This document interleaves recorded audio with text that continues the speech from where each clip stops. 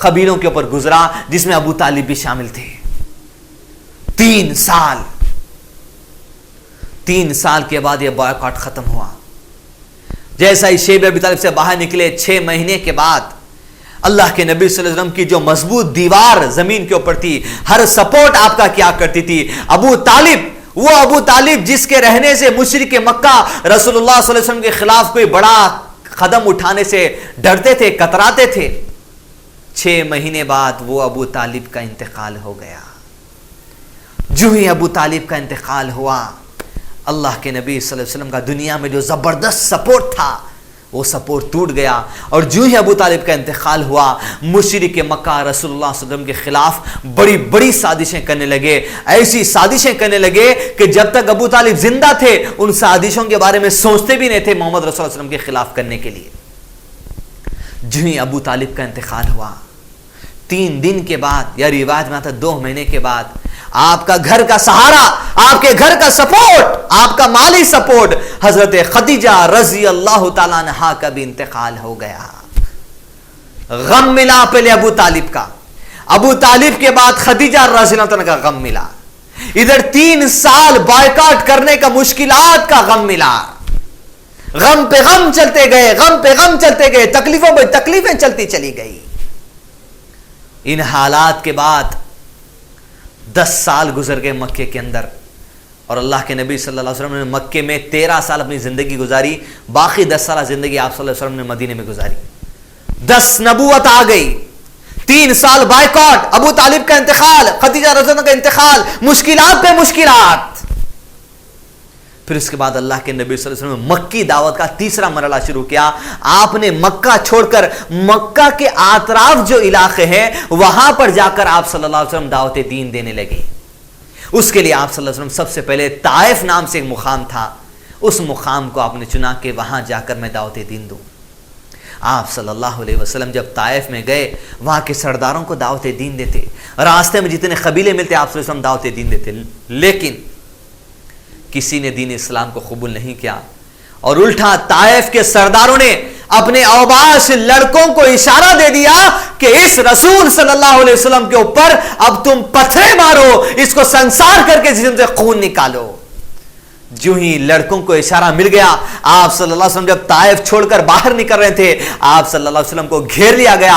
آپ صلی اللہ علیہ وسلم پر پتھر مارے گئے, آپ کی ایڑی پر پتھر مارا گیا. ایڑی پر ایسے زور سے پتھر لگا کہ آپ صلی اللہ علیہ وسلم کی ایڑی پھٹ کر خون نکلنے لگا, اور وہ خون آپ صلی اللہ علیہ وسلم کے جوتے میں یا آپ کی چپل میں جمنا شروع ہو گیا.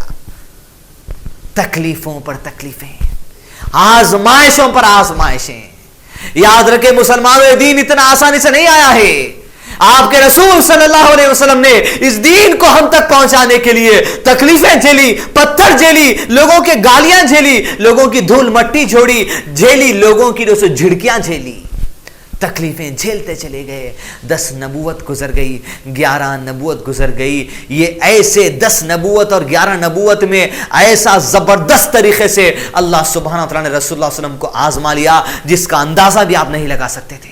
تکلیفوں کے سال چلتے چلے گئے, تکلیفیں گزرتی چلی گئی. محمد رسول اللہ صلی اللہ علیہ وسلم اور آپ کے صحابہ کا تکلیفوں کا دور, 11 نبوت آئی. ان تکلیفوں کے دور کے بعد ایک راحت کی کرن اللہ سبحانہ وتعالی بتاتا ہے رسول اللہ صلی اللہ علیہ وسلم کو. ایک انعام اللہ کے نبی صلی اللہ علیہ وسلم کو اللہ سبحانہ عطا کرتا ہے. ان تکلیفوں کے بعد اللہ کے انعام کی طرف اپنے رسول محمد صلی اللہ علیہ وسلم کو لے کر چلتا ہے. اس انعام کا نام ہے معراج کا سفر. محمد رسول اللہ صلی اللہ علیہ وسلم کی معراج کا سفر, یہ وہ انعام ہے جو اتنی ساری تکلیفوں کے بعد آپ صلی اللہ علیہ وسلم کو عطا کیا گیا. معراج کا سفر, یہ مبارک سفر, یہ جو ہمارا آج کا خصوصی پروگرام آپ کے سامنے رکھا جا رہا ہے, معراج کا سفر محمد رسول اللہ علیہ وسلم کا, اس کا مقصد صرف یہ نہیں ہے کہ کچھ قصے کہانی سنا کر آپ کا دل بہلا دیں, آپ واہ واہ کہہ لیں, روبی چینل کو فون لگا کر کہہ دیں کہ بڑا اچھا پروگرام آپ لگائے ہیں. اس کا مقصد یہ نہیں ہے. اس پروگرام کا مقصد یہ ہے کہ معراج کے سفر سے آپ ایک ایک لمحے سے, اس معراج کے سفر سے جو ہم کو نصیحتیں ملتے, نصیحتیں پکڑیں, اپنی زندگیوں کو سنواریں. آئیے چلتے ہیں اس انعام کی طرف جو اللہ کے نبی صلی اللہ علیہ وسلم کو اتنی ساری تکلیفوں کے بعد، اتنی ساری آزمائشوں کے بعد ملا، معراج کا سفر۔ لیکن ایسی بات ہم آپ کو آج بتانے والے ہیں، حقیقی بات، تحقیقی بات، جو شاید آپ کے کان کے پردے کھول دے۔ دنیا سمجھتی ہے کہ اللہ کے نبی صلی اللہ علیہ وسلم کی زندگی میں معراج کا سفر صرف ایک ہی بار ہوا ہے، لیکن حقیقت یہ ہے کہ محمد رسول اللہ صلی اللہ علیہ وسلم کا معراج کا سفر آپ صلی اللہ علیہ وسلم کی زندگی میں ایک بار نہیں، 2 بار کرایا گیا ہے، 2 بار معراج کا سفر ہوا ہے۔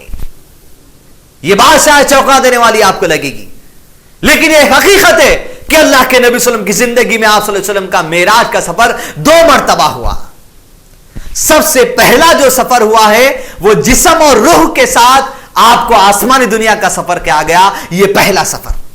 اور دوسرا سفر معراج کا آپ صلی اللہ علیہ وسلم کا وہ آتا ہے بخاری شریف میں، کتاب الرؤیا میں، یعنی خوابوں کی کتاب کی تفسیر میں آتا ہے کہ اللہ کے نبی صلی اللہ علیہ وسلم کو دوسری مرتبہ جو معراج کا سفر کرا گیا وہ خواب کے اندر کرا گیا۔ آپ کو خواب بتایا گیا کہ آپ صلی اللہ علیہ وسلم معراج کا سفر کر رہے ہیں اور کئی معاملات اس خواب میں بتائے گئے، یعنی گویا رسول اللہ علیہ وسلم کی زندگی میں آپ نے معراج کا سفر 2 بار ہوا ہے، ایک بار نہیں۔ ایک تو جسم اور روح کے ساتھ اور دوسرا خواب میں۔ اور نبی کا جو خواب ہوتا ہے وہ سچا خواب ہوتا ہے، نبی کے خواب کو بھی وہی کہا جاتا ہے۔ رسول اللہ صلی اللہ علیہ وسلم کا خواب میں ایک بار معراج کا سفر کرایا گیا اور دوسرا جسم اور روح کے ساتھ آپ کو معراج کا سفر کرایا گیا۔ تو آئیے دیکھیں اس معراج کے دونوں سفروں میں، پہلا روح اور جسم کے ساتھ جو سفر کرا گیا اور دوسرا جو خواب میں آپ کو معراج کا سفر کرا گیا، یہ دونوں سفروں سے ہمارے سامنے کیا کیا باتیں آتی ہیں اور ہم کیسا کیسا ان سے نصیحت قبول کریں، تمام باتیں انشاءاللہ آج کے اس خصوصی پروگرام معراج کے سفر میں ہم آپ کے سامنے رکھیں گے۔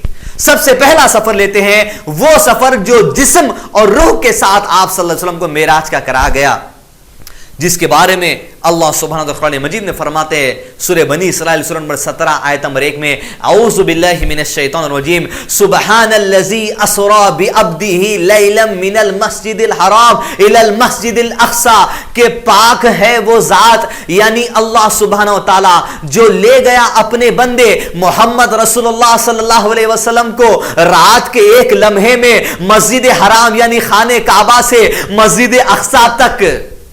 کس لیے؟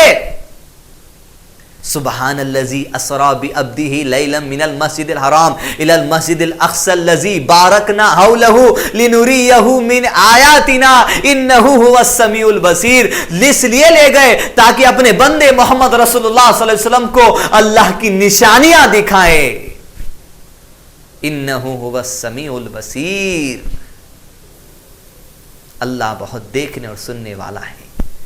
معراج کا سفر، سب سے پہلا معراج کا سفر جو آپ سے کا ہوا ہے جسم اور روح کے ساتھ، جس کے بارے میں روایت میں آتا ہے کہ جبرائیل امین علیہ السلام آپ صلی اللہ علیہ وسلم کے پاس آئے اور آپ صلی اللہ علیہ وسلم جبرائیل علیہ السلام لے جا کر خانہ کعبہ کے اندر جو حتیم ہے، حتیم میں آپ صلی اللہ علیہ وسلم کو لٹا دیا گیا، اور آپ صلی اللہ علیہ وسلم کو لٹا دینے کے بعد آپ صلی اللہ علیہ وسلم کا سینہ چاک کیا گیا، آپ کے سینے کو کھولا گیا، آپ صلی اللہ علیہ وسلم کے دل کو باہر نکالا گیا۔ جبرائیل علیہ السلام نے آپ صلی اللہ علیہ وسلم کے دل کو زمزم سے پانی سے دھو کر آپ صلی اللہ علیہ وسلم کے دل کو دوبارہ سینے میں رکھ کر آپ کے سینے کو دوبارہ سیل کر دیا گیا۔